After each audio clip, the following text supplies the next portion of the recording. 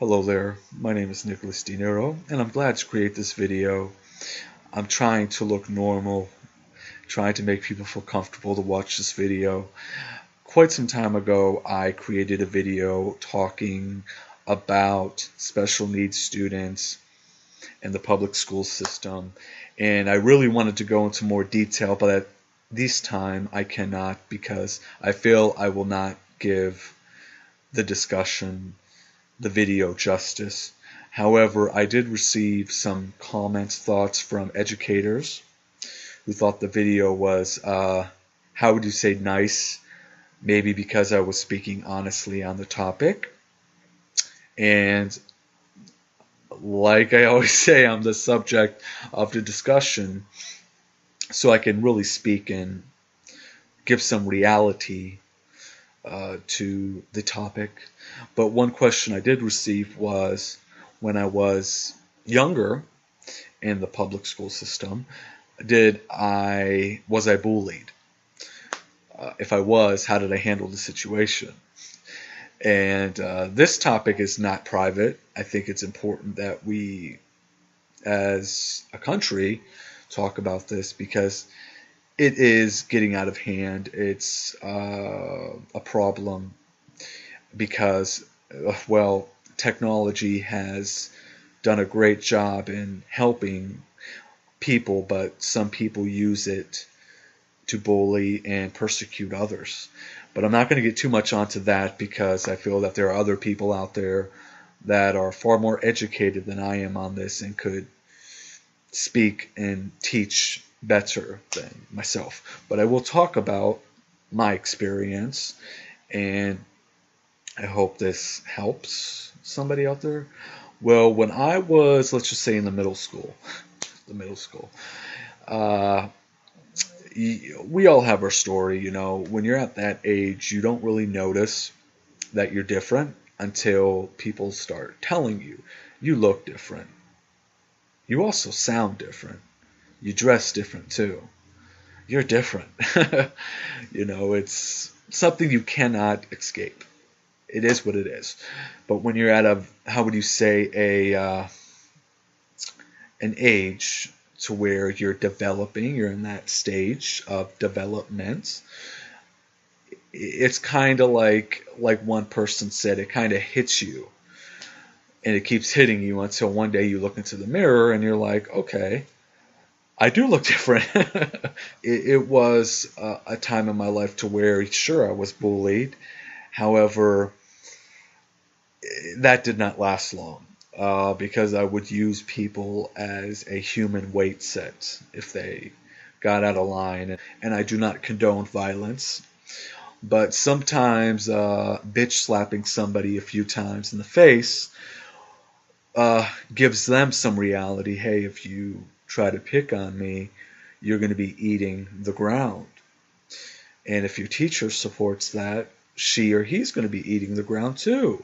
And it worked. It worked really well. But unfortunately, in the United States of America, we can't do that, especially as adults. We can't get away with that, but if only we could, it would probably solve a lot of these issues, wouldn't you agree? So that's how I listen. People at that time got it much worse than I ever did. You know, I made my point, I made my statement, and it stuck with a lot of people.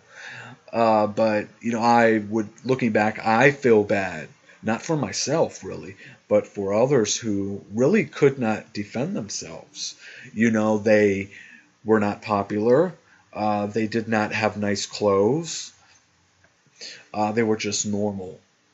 With me, I don't know if it's better to be normal or abnormal these days, but I guess I stood out more. I was more of an intimidation rather than somebody that you would, I was kind of like, there's that guy over there. He's special. He's a special needs student, but you don't want to make him mad. He'll rip you a new asshole. But like I said, it was much more unfortunate for those who could not stand up for themselves. And I remember one situation to where I was in gym class And there was this kid, and he was slightly overweight. And it was really sad because these students were making fun of him. And it kind of made me upset. So I started picking on the kid that was picking on the overweight student.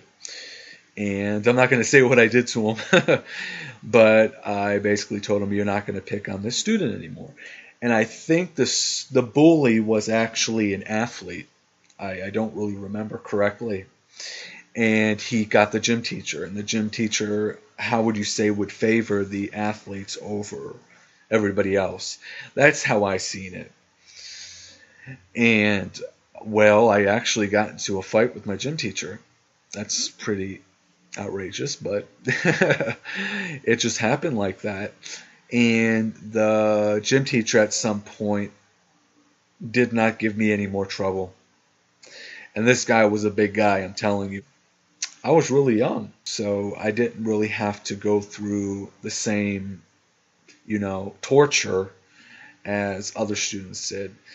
And one question I get a lot is, are you surprised that there was no violence? I mean, that's happening currently with, let's just call it like it is, people or angry individuals going into a public area and just killing people.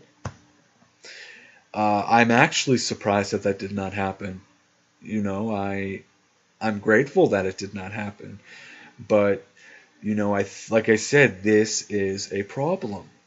And if we as a country don't start looking into this, because I'm going to tell you something right now, the public school systems often like to ignore this. At least at that time, I can't speak for today. And that's what causes problems. We often, how would you say, let these young people slip through the cracks, so to speak. And what happens is that they either become self-destructive at that period of time, and how would you say, express themselves in a way that is deadly, or when they're older, because they get older, they may become a menace to society.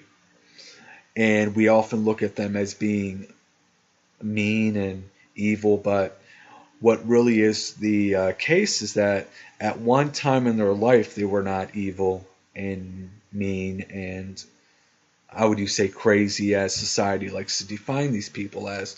They were actually normal but different, and at one time people that should have been there for them were not. And, well, how do you expect someone that has been tortured as a young man or woman, do you expect them to move on and, be good people in life? No, that's a fairy tale. That doesn't happen in real life. And because nowadays it's more constant, we see what is placed out there in the media as being physically attractive, what's cool, what's not. And it seems to me like education is put on the side. If you don't look a certain way, if you don't fit into a certain group, you are, how would you say, excluded. You don't get no spotlight. But if you have tattoos covering your from head to toe, and you have a strange haircut, or if you're wearing designer clothes, you know where I'm getting at, you get the attention. You see what I mean? So it's not really about what's important. And I know at some point I'm basically putting myself under a category of people who get attention for all the wrong reasons sometimes. So this topic is endless. And if I get too far into it, I'm going to hit different areas which probably will not make sense in this discussion. But I feel that we, again, as a country, need to focus on what's important and help people to become something great rather than something deadly for us and themselves as well. So I hope I answered the question, and thank you for writing to me. I do appreciate it.